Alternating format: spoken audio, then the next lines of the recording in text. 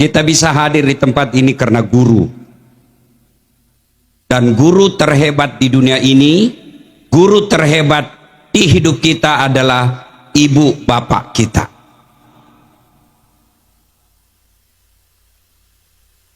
Saya bisa mendapat 2 gelar doktor, tentu jasa dari guru-guru saya. Tapi guru yang paling hebat adalah ibu bapak kita di rumah. Kegagalan banyak pejabat yang korup dan nakal kali ini bukan karena guru-guru semata, tapi orang tua gagal mendidik anak. Nah, ibu bapak saudara-saudara sekalian, kesempatan ini banyak yang ingin saya sampaikan. Acaranya komplit. Ini namanya efisiensi. Ada halal bihalal, ada peresmian, ada juga ulang tahun PGRI. Masya Allah. Cuma yang saya tidak enak tadi, begitu saya turun mobil saya dengar kami mengumpul dana dari satu ke satu untuk acara ini. Berarti termasuk honornya Ustadz. Andai saja ada Pak Rudi langsung bisa saya tunjuk, Bapak yang tanggung honornya Ustadz. Sayang Pak Rudi masuk tidak ada datang. Ibu bapak saudara-saudara sekalian, saya coba merangkum 3 acara ini dalam waktu yang singkat. Yang saya hormati yang mewakili Bapak Gubernur. Bapak ini hebat, bisa mewakili gubernur, tapi gubernur tidak bisa mewakili Bapak. Ini lebih hebat Bapak ini, Pak. Yang saya hormati Wakil Bupati, nah juga hebat juga ini, bisa mewakili Bupati dan sekaligus Wakil Bupati. 2 jabatannya, Pak. Bupati hanya 1 jabatannya, tidak bisa menjadi Wakil Bupati. Masya Allah. Yang kita muliakan Guru Mahmud yang hadir di tempat ini. Sayang sekali saya tidak mendengar tadi beliau mengaji. Bagus sekali langgam mengajinya. Yang saya hormati juga Bapak mewakili Danrim dan yang mewakili Kapolres. Luar biasa Bapak ini.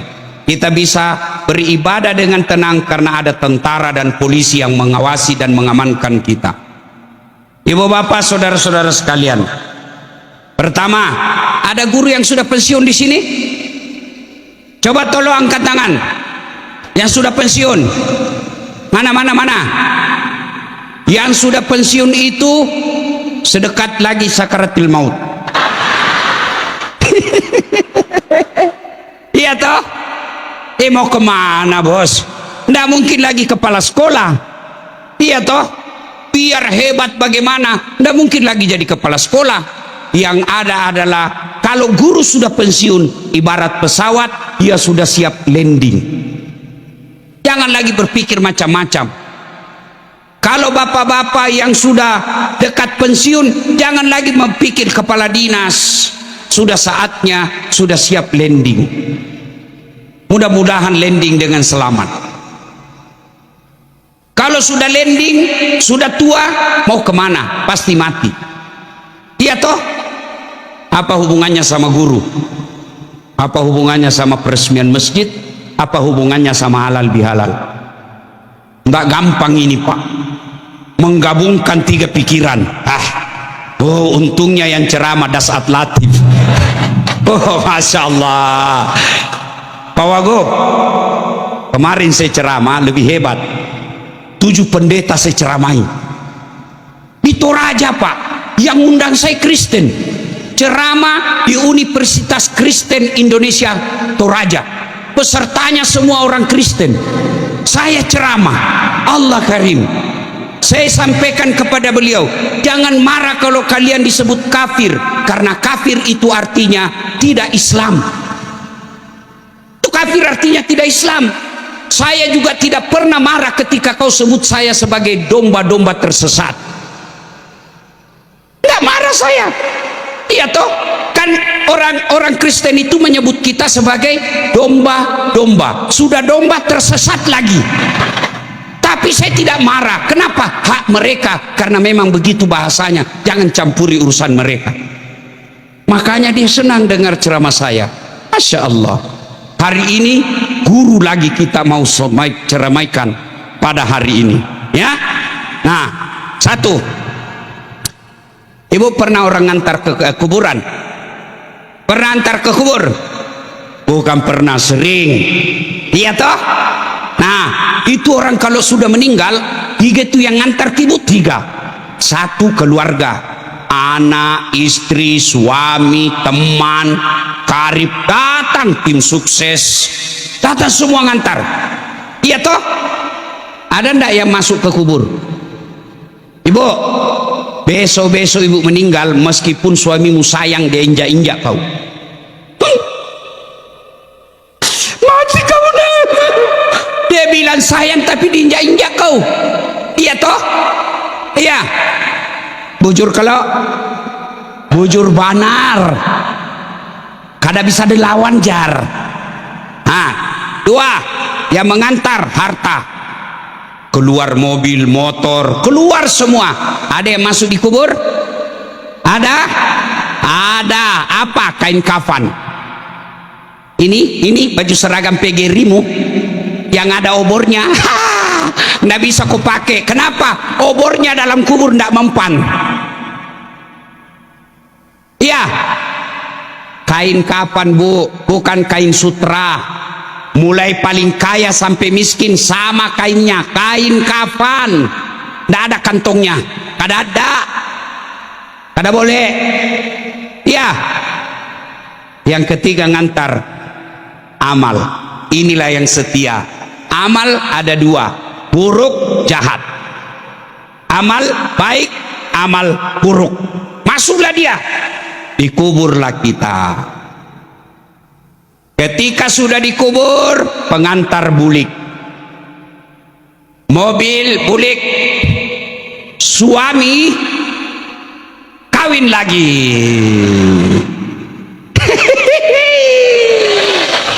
Ma bene si lakkemu labe ko maka de lakkemu ewayale mumbo. Iya.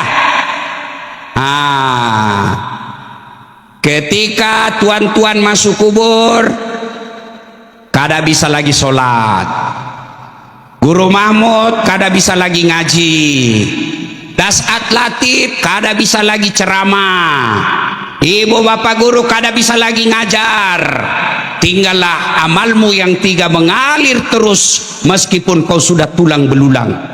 3 saja kebaikanmu yang bisa mengalir terus meskipun kamu sendiri amalmu terus mengalir tak ada henti, masuk semua terus transfermu. Apa itu? 1, anak yang soleh dan soleha. Maafkan saya ibu-ibu guru, ada ndak ibu guru di sini masih perawan? Ada, masih ada yang tidak ada punya suami? Coba angkat tangan. Ibu guru yang tidak ada suaminya. Ada bapak guru yang tidak ada istrinya? Kita selesaikan hari ini. Ya, langsung saja. Ada ibu guru yang janda? Ada bapak guru yang duda? Selesaikan hari ini. Ada Guru Mahmud bisa jadi penghulu, ada Dasat Latif jadi wakil saksi, ada wakil bupati bisa jadi saksi, dan ada bapak yang mewakili gubernur bisa sediakan mahar. Iya toh? Maafkan saya, ada enggak bapak ibu guru yang tidak punya anak? Ada? Ada? Tidak ada anak kandungnya? Ada? Berarti kalau begitu Ustaz, tidak ada harapan punya anak yang soleh dan soleha. Keliru. Meskipun ibu guru masih perawan, masih bujang, tidak pernah menikah, meninggal, selama anak muridmu menggunakan amal kebaikan ilmu yang kamu terapkan, itulah amal jari. Ibu bapak guru kada usah jadi penghafal Quran. Kenapa? Berat. Maka didik anak-anak kita jadi hafal Quran, minimal juz ammah. Saya ingat guru saya, guru agama, namanya Ibu Hajah Siti Sarah. Sampai sekarang ayat yang saya disuruh hafal dan sampai sekarang saya selalu amalkan, doa penghujung Al-Baqarah. Doa itu ada di dalam Al-Baqarah yang terakhir.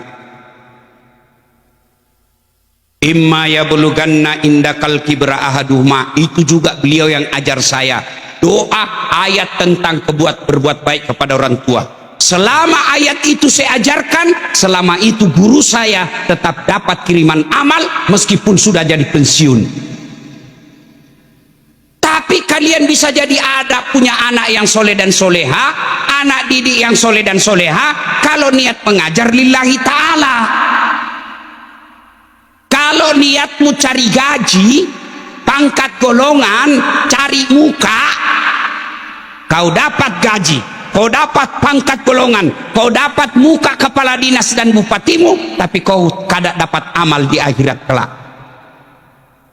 Ya Allah, mana pahalaku? 34 tahun saya jadi guru. Kata Allah, kau dulu jadi guru hanya karena kejar gaji, tak ada amalmu sekarang. Maka ketika mengajar, pergi ibu mengajar, selalu berdoa. Duduk kau dulu di kursi, menghadap kau ke kiblat, padecengin niatmu, bersihkan niatmu, ajak ucapkan niat. Jangan kau salah niat, karena jadi guru nilainya di hadapan Allah sama nilainya mubalik, cuma guru itu dalam kelas, mubalik di mimbar. Jangan sedikit-sedikit protes, mogok mengajar. Kalau kau mogok mengajar, tidak dapat kau pahala. Yaitu guru-guru dulu, tidak ada tukin, ya, tidak ada tambahan-tambahan honor, tapi tidak pernah ribut. Maka anak-anak didiknya menjadi orang hebat. Kenapa? Dia dapat ilmu dari guru yang ikhlas. Ibu-ibu, oleh ibu, keliru jadi guru kalau ibu mau kaya, keliru. Kalau mau jadi kaya, jadi pengusaha. Jadi PNS, jangan kau pikir kaya, karena kalau kau cari kekayaan PNS, pasti kau jadi maling dan pencuri. Saya pernah ceramah di depan Kapolri. Siapa bilang negara Islam tidak syariat? Islam ini ditegakkan syariat di Indonesia. Haji kau difasilitasi oleh negara, bahkan kalau kau mau haji disubsidi oleh negara. Subsidi itu artinya ditambahi uangmu, diurus pesawatmu. Negara Yaman, negara muslim, pilih haji, pikul haji sendiri, gak diurus. Sholat di Indonesia gak ada pernah dilarang sholat, bahkan dibikinkan ke masjid. Itulah Masjid Agung dan Masjid Raya. Mau kau bikin pesantren, tidak pernah ada larangan, bahkan hampir pesantren banyak yang tidak punya izin bangunan. Masjid, kau pergi Saudi, tidak mungkin kau bikin masjid kalau tidak izin dari raja. Di Indonesia carikan masjid, mungkin masjid ini juga tidak ada INB-nya. Itu negara kita ini negara paling syariat. Satu aja yang tidak dilaksanakan di Indonesia syariat Islam, apa? Potong tangan kalau mencuri. Kenapa? Karena kalau ini diterapkan, dipotong semua tangannya pegawai. Minimal kau curi kertas di kantor, kau ambil kertas printer, itu dipotong tangan. Ini negara kita, maka kita bersyukur. Caranya, kalau dia guru, bersyukur dengan cara apa? Mengajar yang baik. Dan kalau mau mengajar yang baik, niatkan, saya bukan cekal semata-mata cari gaji, saya bukan semata-mata cari pangkat golongan, semata-mata bukan itu saja, tapi saya mau amal jari aku nanti dikubur.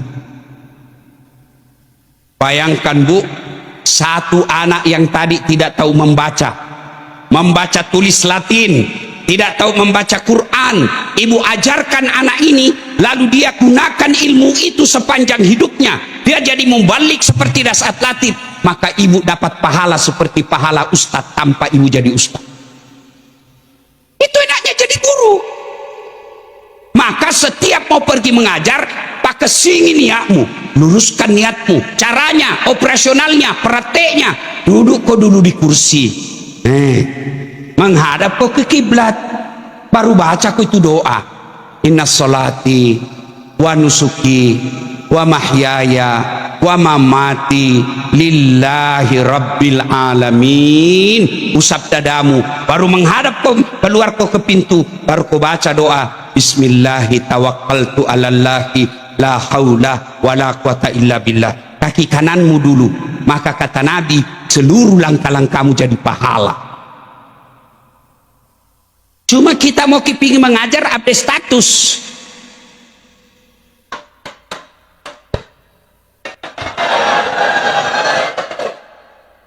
OTW mengawas. Apa kau dapat itu? Dan saya heran itu ibu-ibu, setiap foto pasti nak kasih bengkok kepalanya dan naik jarinya 2.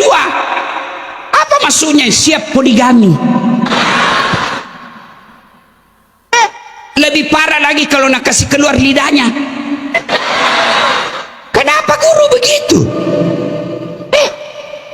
Itu saja sudah tidak patut digugu. Iya,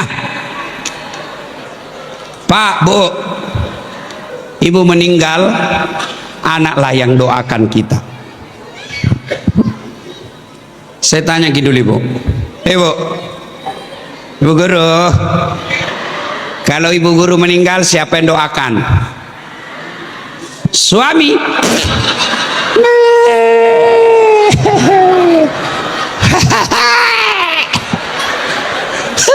Jangan percaya, Bu. Oh, kawan saya di Makassar, saya sama-sama haji, meninggal istrinya, mendadak meninggal istrinya, nangis sampai bengkak matanya. Tidak bisa lagi saya lanjutkan hidup gini, Ustaz. Ini istri saya yang membuat saya sukses berdagang begini, Ustaz. Saya dalam hati, barusan saya dapat ini suami begini, biasanya kan menangis sedikit saja, ini sampai bengkak matanya. Hebat ini bapak ini, separuh jiwaku rasanya lepas, Ustaz. Belum 3 bulan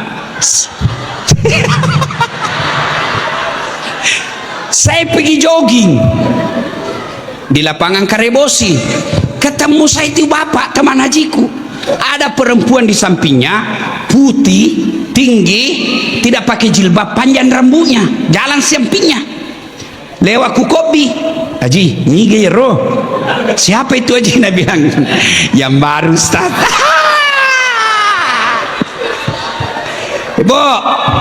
Ibu, daripada urus suami begini, Bu, mending urus anak. Jaga anakmu, ya. Oh, masya Allah, Bu. Semoga Allah panjangkan umur mama saya di kampung. Mama saya itu, Bu, tidak ada sekolahnya, ikut majelis taklim tidak pernah. Tidak pernah namanya ikut-ikut pengajian begini, tidak pernah. Tapi saya ingat cara mendidik anaknya luar biasa. Itu kalau kita mau, kan dulu itu kalau tidak ada gula karena tidak pasar, di samping tidak pasar tidak ada juga uang, orang Bugis bilang pasilelei. Kalau kita pergi pinjam, Pak, ada tamu, makanya orang Bugis itu Pak Kapolsek itu 2 pintunya rumahnya, iya toh, 2 itu pintunya rumahnya orang Bugis, rumah kayu. Datang pintu orang Jawa, nah kita kenal namanya rumah batu.